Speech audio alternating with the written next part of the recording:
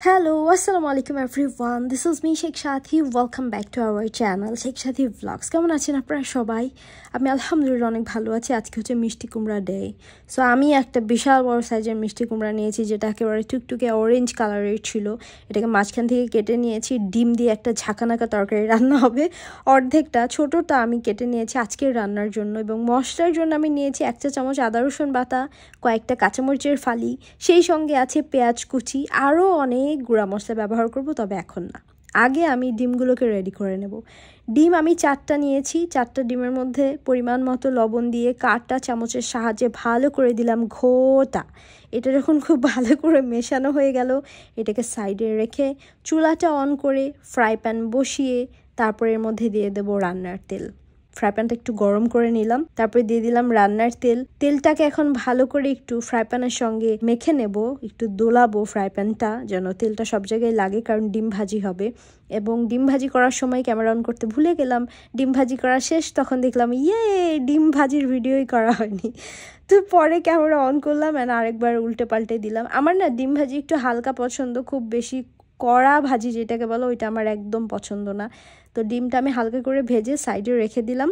And তারপরে চুলায় বড় সাইজের একটা কড়াই বসিয়ে দিয়ে দিলাম কুকিং অয়েল। অ্যান্ড এর মধ্যে এটাকেও আমি আর একবার একটু দুলিয়ে দেবো সুন্দর করে, যেন তেলটা সব জায়গায় লাগে। তারপরে এর মধ্যে প্রথমেই ফোড়নের জন্য দিয়ে দিলাম কাঁচা জিরা, তারপরে দিয়ে দিলাম পেঁয়াজ কুচি। পেঁয়াজ কুচিটাকে একটু ভালো করে নাড়াচাড়া করে এর মধ্যে দিয়ে দিলাম হচ্ছে কাঁচামরিচের ফালি। কাঁচামরিচের ফালি দেওয়ার পরে একটু গোল্ডেন ব্রাউন কালার করে ভেজে নিয়ে দিয়ে দিলাম পানি, কারণ এখন গুঁড়া মশলা ব্যবহার করার পালা। পানি না দিলে গুঁড়া মশলা পুড়ে যাবে। তারপরে দিলাম আধা চা চামচ আদা বাটা, আধা চা চামচ রসুন বাটা। একটু টাইম নিয়ে কষালাম। আধা চা চামচ হলুদের গুঁড়া দিলাম।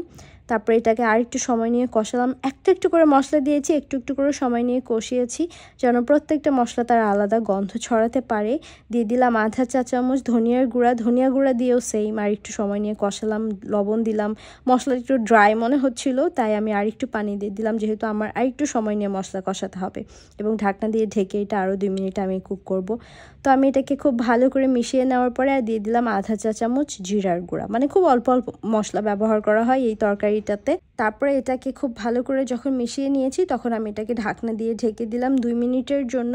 2 মিনিট কষানোর পরে যখন ঢাকনাটা তুললাম, তখন কি সুন্দর একটা ঘ্রাণ আসছে, তেলটা উপরে চলে এসেছে, মশলার কাঁচা গন্ধটা আর নেই, মশলাটা সফট হয়ে গেছে।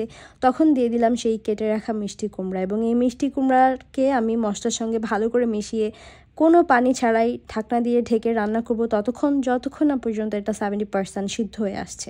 যখন এটা অনেকটা নরম হয়ে এসেছে, তখন আমি এর মধ্যে দিয়ে দেব গরম পানি, যেটা পাশের চুলায় একটু আগেই আমি করে রেখেছি।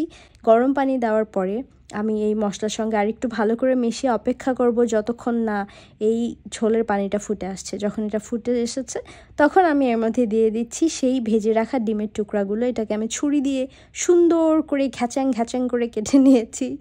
আসলে এটা ছুরি স্প্যাচুলা যেটা দিয়ে পছন্দ সেটা দিয়েই কেটে নিতে পারে। আমি টুকরোগুলোকে একটু ঝোলের মধ্যে একটু ডুবিয়ে দিলাম, এবং এই পর্যায়ে আমি আরেকবার ঢাকনা দেব 5 মিনিট, কারণ ডিমটা তো মাত্র দিলাম।